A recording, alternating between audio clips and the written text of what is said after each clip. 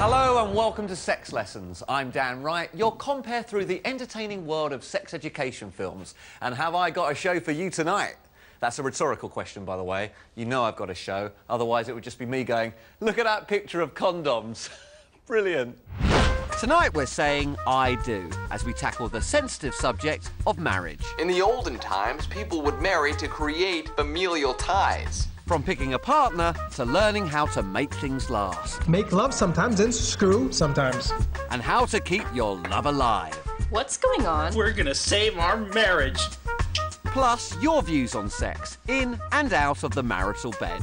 I think when it comes to sex, I think it's very important that you do spice things up. I've had plenty of sex before marriage, and I'm still here. Yes, tonight we'll be hearing about the joy of marriage. Ah, how romantic. The wedding, the honeymoon, the 50 years wondering if you've done the right thing. Lovely, isn't it? So let's start at the beginning. Why do people get married? Well, in 1950s America, the answer was very simple. To show affection is natural, healthy, and desirable. When affection is returned, it may lead to romance, romance to real love, and love in turn to marriage. That's when the sex urges achieve their ultimate and finest expression, in the close love relationship of marriage. Yes, in the olden days, you got hitched so you could have sex without people thinking you were a bit of a slapper. However, in the 60s, things started to swing, and marital sex education films got a bit racier. Mostly because they involved real people. Dancing. This British film warned young couples not to marry without knowing what they were letting themselves in for. Sex-wise, that is. No one should be content to just pick up sex knowledge. It's far too important for that. Most young people probably know the basic facts already, but ignorance or even incomplete knowledge has wrecked many a marriage and ruined many a life. Young engaged couples are well advised to consult a doctor before marriage. I'm sorry, but why on earth would a young engaged couple need to go and see a doctor before they got married? There's a very great deal a doctor can tell them, more than they'd ever imagine. Oh, right. Like, don't leave the toilet seat up, put the top back on the toothpaste, and don't go out after work, drink 14 pints, vomit on your shoes, and when you get home, expect your dinner on the table. Advice like that. There are plenty of good books which should be read. These days, there's no excuse for ignorance. I would love to know what was in those books. Sadly, the film reveals nothing, so I'm going to ask you lot what you were taught about sex before marriage. I wasn't taught anything about sex before marriage. Depends on how religious you are, I guess. We were taught that it was really wrong to have any kind of sexual contact before marriage. God will come down and strike you dead or something. The only time you should have sex should be when you're married. Everyone I knew was just getting it on. I don't see a problem with it. I mean, like when you're 14 and that, everyone's just trying to have a shag, aren't they? I grew up in a very Indian environment, so there was no such thing as sex before marriage. I've had plenty of sex before marriage, and I'm still here. It was all about getting married, and then you make babies. That's the whole idea of sex. Modern day people jump in and out of bed every other night with someone new. Obviously, that was crap, because the whole idea of having sex is having sex. Come on, Indians invented the Kama Sutra. There's a reason for it. It's like buying a pair of shoes without trying them on. You wouldn't do it. Ironically, these days, most couples don't have sex after marriage. It's not the done thing. Anyway, today there are plenty of reasons to get married. Here's our favourite sex education video blogger to explain. In the olden times, people would marry to create familial ties, to climb the aristocratic ladder, if you will. But in modern times, it's getting harder and harder to remember who was married to whom, when what happened to who, what, where, when, and why. Yes, it's Dan and his sex bulletin, The Gradual Report. This week revealing his rather jaded take on the topic of holy matrimony. So we get married for a madrid of different reasons. For a marid of different reasons. For a magrid of different reasons. For a... of different reasons. In this myriad of different reasons, we have a few that stand out in modern society.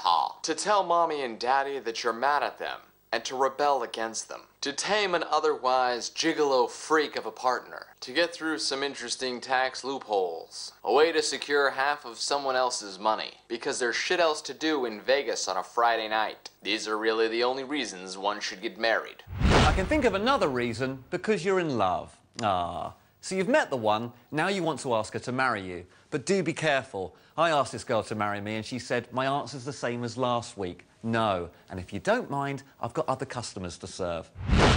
If you really want to know how to ask a girl to marry you, ask a girl. Like this sex blogger who has some useful advice for wannabe husbands. Sincerity is the most important ingredient in a proposal. If you're simple, do it simply. If you're funny, do it funny. If you're serious, don't do it via Jumbotron. You are presenting you. She's reading this off cue cards. Oi, love, over here. Does the rest of your life smell like roasted peanuts, a $30 steak, or the ocean? Nothing says a proposal has to be serious, but you should know the girl well enough and yourself well enough to know if she would be completely mortified or charmed. So, assuming she's charmed, it's time for some important advice. And here it is. Make sure you're marrying the right person for the right reasons. Otherwise, terrible, terrible things might happen. In this American public information film, Marriage for Moderns, the warning about marrying the wrong person was all too clear.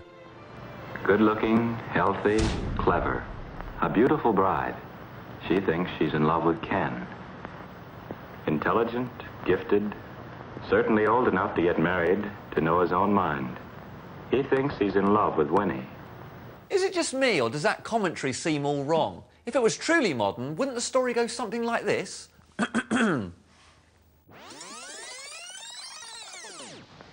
Ordinary, been around the block a few times, slightly desperate.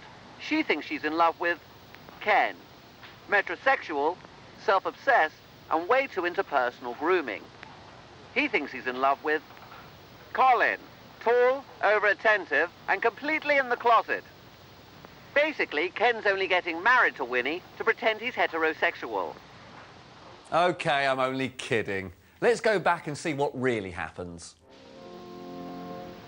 She likes the idea of going to live with him in a new community, but she wants the people there to be like her own neighbors. She likes almost everything she knows about him, but lots of what she knows is in her own imagination.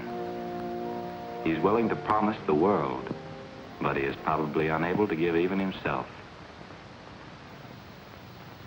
What a lovely picture this bride and groom make. They might have found each other, but instead they've remained strangers. Each is a dream in the other's mind. They don't want to accept each other as they really are. They would rather change each other to satisfy their own ambitions. That's why they are doomed to fail. And if you thought that marriage was doomed, I suspect this next one won't fare much better. In this next thrilling instalment of Marriage for Moderns, we witness the effect of jealousy on a slightly unhinged 1950s housewife.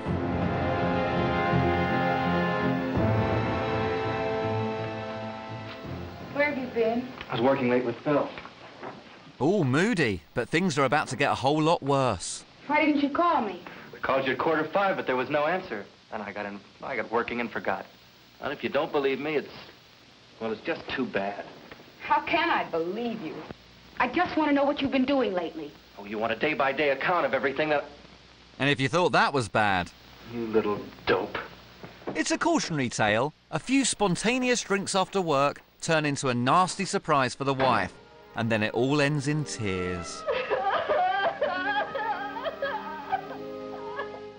As well as being a bit mental, Wifey is very determined and tracks her man down to a late-night cafe.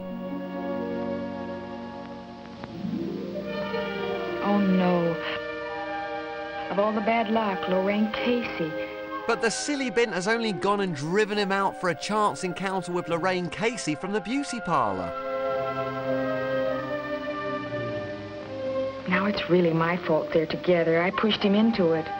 Yeah, funny that, as you stand there in the dark, peering at him through a cafe window, you bunny-boiling psycho. I drove him out of the house, and she just happened to show up. Oh, I can't stand it. Why did I... It's me. Are you home? Yes, darling, I'm here. I'm here. So has your partner ever sprung a nasty surprise on you? I was dating a boy. Everybody knew I was dating him. In the middle of the night, he ventures off to the back and I find him making out with a bunch of trannies. I met what I thought was a bloke. I was like, oh, oh, is all I was like. But yeah, so that was a bit of a shocker. Went back to his house, had a few more drinks and stuff, and conversation turned around to him and his backstory, and he was actually a hermaphrodite. He was born with both. I did have an experience with a guy that didn't have foreskin, never had that before. So I finished my drink and then I left. So I was quite fascinated between the two colours, the difference between the head of the penis and then the rest of it. I think when it comes to sex, I think it's very important that you do spice things up. Some girls have certain requests that you didn't expect them to say, like anal. You know, maybe not on the first night, the first week, first month, perhaps, because you're getting to know one another and seeing what each other likes. It's quite shocked when a certain girl asks me for that. But certainly down the line, you need to throw a few spanners in the works. So you love it, and as Beyonce says, you put a ring on it. Uh-uh-oh. Now it's time to get down to the business of being married. First, a man who explains the secrets of a happy marriage through the medium of table tennis. And when it comes to conflict with your spouse, one of the most important things is that you gotta be willing to stay at the table. You're not really going to stick with the whole table tennis analogy, are you? And you want to talk with your spouse in a way that's just healthy and back and forth at the table. But once in a while, here's what happens at the table. Stop saying table. See, a person sometimes just doesn't really want to show up and play at the table. They're just coming because they feel like they have to come, but they're not really engaging at the table. So you've got to be willing to go back and forth with your spouse. You got to be willing to stay at this table and just keep working things out. Keep working it out. But once in a while, you're going to find someone at the table, instead of working things out, they just want to win. And if you try and win at the table, you're ultimately going to lose.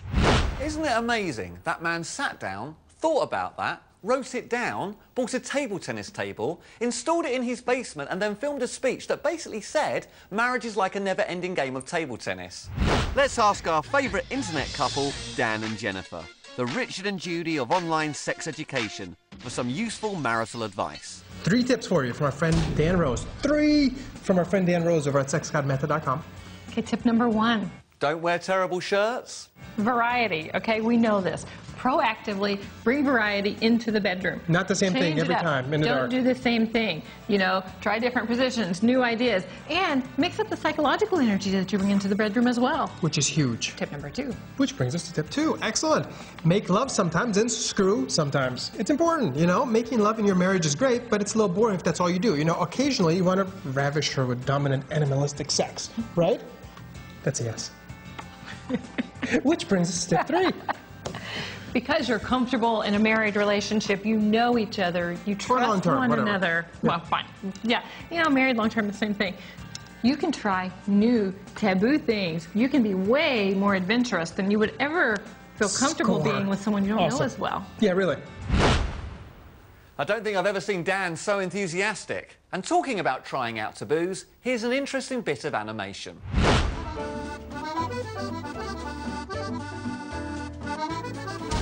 This young couple are trapped in a boring marriage. Bye, honey. I love Dude, that was harsh. I know. What's going on with you two? Nothing. Doesn't look like nothing. No, I mean, nothing's going on. The spark's gone. We barely do anything anymore. Not even anything. Good Lord. So the husband turns to the internet for help. One of these? No, not online chat rooms. That would be wrong. Okay, that looks like enough. Instead, he invests in some things to spice up their sex life. This is gonna be the best Valentine's Day ever. What follows is a case of trial and error. Oh, honey, happy Valentine's Day. Jake, what's going on? We're gonna save our marriage. First, tickling. No. Then dressing up as cats. No. Oh God, he's gone for the jump leads. Definitely not. Finally, success. Rubber. So it worked for them, but what do the rest of us do to keep the flame of passion burning bright?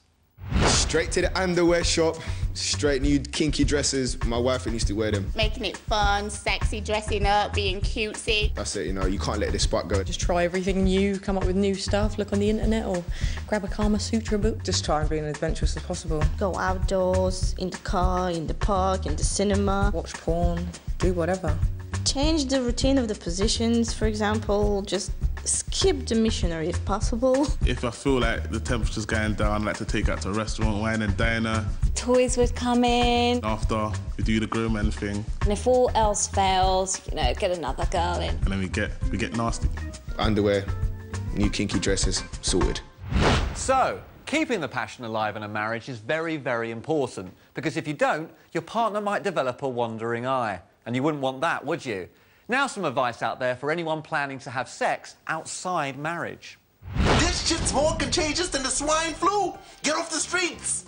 Meet the thoroughly over-enthusiastic online sex guru, Sky John. Here he offers up some handy hints from his living room.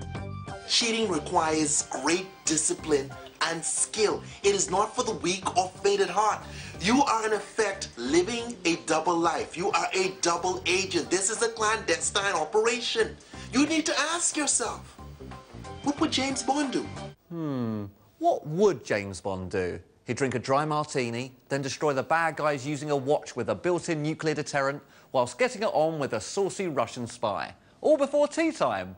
Yeah, it's a bit out of my league, isn't it? Do not hold on to text messages for sentimental reasons, like, oh my God, look at this. He wrote me this sweet little poem. I'm going to save this, because someone else might read it, and then that's your ass. You ever watch Mission Impossible? You notice it always says that, you know, after they read the letter, it goes, this message was self-destruct in 5 seconds. Why does it self-destruct? Because they don't want anyone to read it. I remember when Amy Winters became bored and cheated on me in an A-level science class. Mr. Baxter didn't even apologise. So how do you tell if your partner's getting jiggy with someone else? They're taking phone calls that I can't listen to. Maybe dropping a name into conversation continuously. Suddenly you've got someone ringing who's probably a workmate. If she was constantly tired. As soon as someone starts wanting to be weirdly vague and doesn't want to tell you where they're going and has issues and kind of defensive. The phone calls don't come in as often as they do. You know, when you're in a happy relationship, you probably speak 4 or 5 times a day on the phone. The frequency of the sex kind of climbs down. The usual headaches. When the romance is disappearing. Come over, let's do what we usually do. And the girl's like, nah, I'm all right, I'm doing something. Offer them sex and they're kind of like, no, I'd rather play the computer today, love. I can just tell by the look in the face or their eyes or the way they're being that there's something wrong. I think it's really easy to spot. Let's face it, guys are really shit at hiding it, whereas we'll be really cautious, we'll delete text messages, we'll kind of get rid of any evidence, whereas boys, they'll just sort of be like, oh yeah, look, boys. Oh, women know. Women know. If you love someone, you know. Now, I'm not one to condone infidelity, so here's an animation showing what might happen if you do actually have an affair. Now, some people would pay good money for this, bouncing off big foam balls in a warmish environment. What's not to like?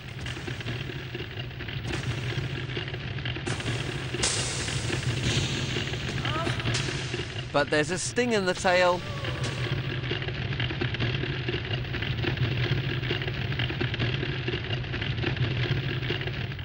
As ever, we're ending on a song. This week, it's a salutary tale that I like to call Be Careful Who You Invite Into the Bedroom to Avoid Disappointment. So sit back and enjoy. Good night. Hey, girl. It's been a long time since I've done this. Sex, I mean. You see, I'm just getting over a really painful divorce, so you might want to lower your expectations just a tad. I want to go ahead and apologize in advance for what is probably going to be an underwhelming experience for you. FYI, lately, I haven't been able to have an orgasm without crying. It's just something I've been working on with my shrink. Am I talking too much? This is gonna be awkward. You're thinking that he's gonna love you and it will be hard. You're wondering if he'll love you all night. Probably not. He's always been dumbfounded by female anatomy. Be his Watson girl and help him solve this mystery. Now he's nauseous from the pressure, plus he's really drunk.